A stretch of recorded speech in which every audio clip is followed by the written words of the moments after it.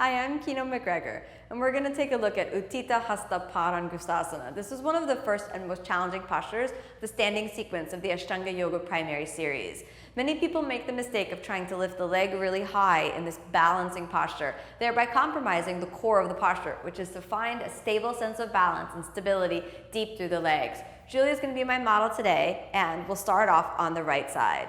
Now, in order to really lift your leg, we need to understand that the weight transfers out of both legs and into one. So you'll have to feel your center of gravity kind of moving over to the right, just like you would do as though you're walking down the street. So transfer the weight over to the left.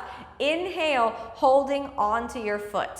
Right? And you want to clasp hold of your big toe. If you need to bend the knee in order to grab hold of the toe, no problems. You could grab the knee and then straighten. Now, in order to do this posture with ease, you want to make sure that you're locating the movement deep inside of the hip joint. So we're not reaching the leg far out, and you're also not doing the lift up with the arm. Instead, the leg is dropping deeper into the hip socket. So you're feeling the quadricep nice and steady.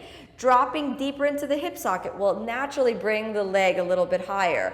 Pointing the foot will actually straighten out the arm. So you can do the whole posture as a deep movement inside of the pelvis. In order to test that out, the Ashtanga Yoga system asks you to exhale and fold forward. You can only do this fold forward if you have a deep movement inside of the hip socket.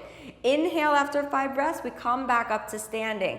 This is the place where balance really gets challenged. You want to feel the center deep within the pelvis. You want to feel all of the work of the pelvic floor strongly stabilizing you. Now we're moving the leg out to the side. So nice and steady. Again, we're moving in the ball and socket of the hip joint, bringing the leg out to the side. You want to externally rotate the right hip joint. So we feel the right hip joint spiraling outward. Don't worry about how high the leg gets. Just feel the movement deep inside of the hip socket. That's enough. If you needed to bend your knee in order to feel that movement, that's okay, but try not to.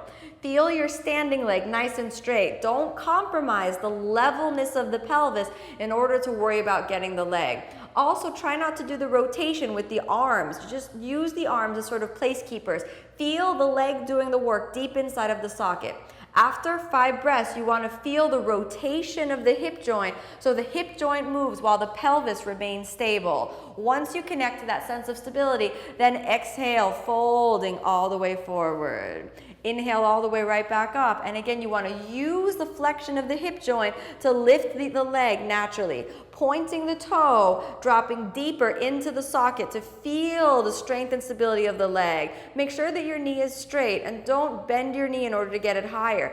Feel the ball and socket of the hip joint, deepening the posture, and exhale, returning all the way down. I'm Kino MacGregor, and that was Utthita Hasta Padangusthasana, a balancing posture.